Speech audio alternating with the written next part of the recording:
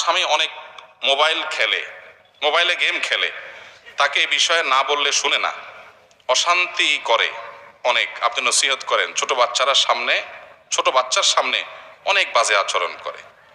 আসামি সম্ভবত আছে এখানে, না হলে তো এটা বলার কথা নাই, বোন হয়তো ধরে আনছে। আল্লাহ তাআলা আসামিকে হেদায়েত দান করুন। শুনেন ভাই, মোবাইল টিপাটিপি করে আসক্তির লেভেল পর্যন্ত চলে যাওয়া, এটা এখন একটা মহামারীর আকার ধারণ করেছে। শত শত সংসার শেষ হয়ে যাচ্ছে। ভাইরা আমার,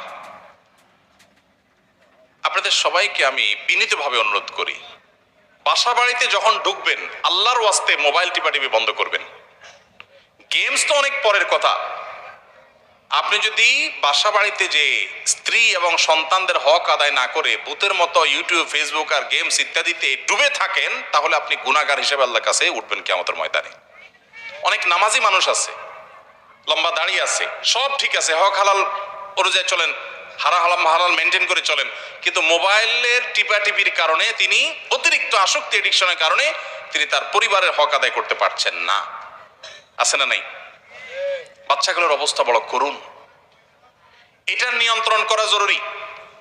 ভেতর থেকে একজন বলছে মহিলারাও মোবাইল টিপে। সঠিক বলেছেন, আপনার সাথে আমি একমত। অনেক মহিলারাও এ রোগের রোগী, যে দেখা যায় স্বামী বেচারা সাইড পায় না। কেন?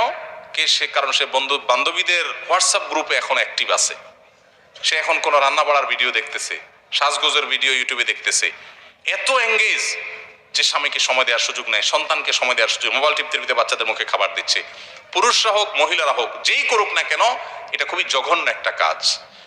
বেশিরভাগ লোক বাসায় ঢুকতে ঢুকতে মোবাইল টিপতে ঢুকে, আবার বাইরে আসা মোবাইল টিপতে বাইর হয়। এটা কোনো জীবন না ভাই। আমি বেশ কিছুদিন অফিস থেকে আসার পর গাড়িতে মোবাইলটা রেখে গ্যারেজে, তারপরে গায়ে লক করে তারপর বাসায় যাইতাম। বাসায় মোবাইল নিতামই না। অবশ্য পরে এটা ধরে রাখতে পারি নাই, কিন্তু চেষ্টা করি এখনো পর্যন্ত যে সব ঝামেলা শেষ করে, প্রয়োজনে বাসা ঢোকার আগে কাজ ঝামেলা শেষ করে, এরপর মোবাইল চার্জে বা অন্য কোথাও দিয়া ফ্যামিলিকে যতটুকু সময় দেওয়া যায়। আমি এর আগে বিভিন্ন সময় বলেছি, এই শীতের মৌসুমে আমি দিনে কমপক্ষে 1 ঘন্টা ছেলেদের সাথে ব্যাডমিন্টন খেলার চেষ্টা করি। আলহামদুলিল্লাহ, কমপক্ষে 1 ঘন্টা। আমার একটা ক্ষেত আছে ঢাকায়, 18-19 আইটেমের সবজি করি আমরা, নিজের হাতে আমরা এই ক্ষেত কোপাই বাচ্চাদের সাথে নিয়ে। বেশিরভাগ বাবা মা তারা মোবাইলে আসক্ত, স্ত্রীকে সন্তানকে সময় দিতে পারেন না। আবার এসে আমাদের কাছে কাগজ লিখে দেন, ভাই সন্তানটা অমানুষ হয়ে যাচ্ছে, দোয়া শিখাই দেন। দোয়ার কাজ না তো, দাওয়াইয়ের কাজ। দোয়া তো করবেনই, কিন্তু দাওয়াই আপনাকে আগে দিতে হবে। এই জন্য মোবাইলের এই অপ্রয়োজনীয় টিপাটিপি বন্ধ করবেন তো ইনশাআল্লাহ। আর যারা মোবাইলে গেমস খেলতে গিয়ে পরিবারের হক নষ্ট করছেন, তারা ডাবল গুনাহ করছেন। গেমস খেলে এক গুনাহ করছেন সময় নষ্ট করে, আর স্ত্রীর হক নষ্ট করে আরেক গুনাহ করছেন। ভাইরা আমার, এটা নেশার মতো হয়ে গেছে, জঘন্য ব্যাপার হয়ে গেছে।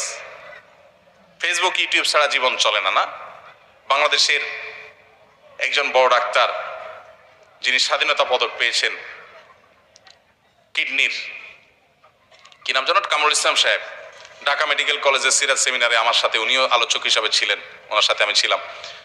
তো আমি দেখলাম যে উনি বলছেন ঢাকা মেডিকেল কলেজের স্টুডেন্টদেরকে যে বাবারা, বাংলাদেশের যত কিডনি স্থাপিত হয়েছে তার অর্ধেকের বেশি তিনি একা করেছেন এবং ফ্রি। ভাঙাচোরা গাড়িতে চলেন, ওই টাকা দিয়া ডায়ালিসিস মেশিন কেনেন মানুষের জন্য। সেই জন্য স্বাধীনতা পদক পেয়েছেন। অনেক অবদান তার মানুষের জন্য, দিনদার মানুষ।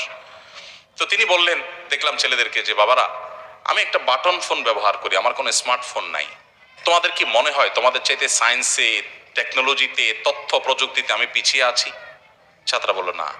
তিনি বললেন যে আমাদের এই 1 হাত লম্বা মোবাইল, 1/2 হাত লম্বা মোবাইল লাগে, স্মার্টফোন লাগে কেন? আমাদের তথ্য উপাত্ত জানার জন্য। এটা বেশিরভাগ ক্ষেত্রে শয়তানের নেক্সুরতের ধোঁকা। প্রয়োজন হলে আপনি রাখেন, কিন্তু সেটা নিয়ন্ত্রণ করা আপনাকে শিখতে হবে।